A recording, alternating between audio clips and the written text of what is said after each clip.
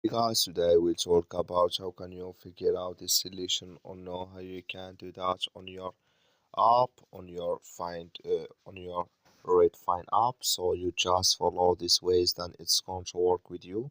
All you have to do in first, you just go down, click here on my Redfin, just click on it here. When you just click on it here, it's going to take you to your profile. It's going to show for you like this.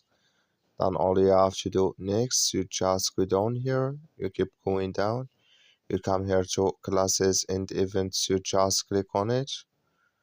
So then it's going to take you to next step here, it's going to show for you like this here. Just switching to open video. So then here you add here, classes, can you select it in this list? Sorry, just click in this sign and here can you select it here. So you select here your area here, then here you show here can you see your class details here.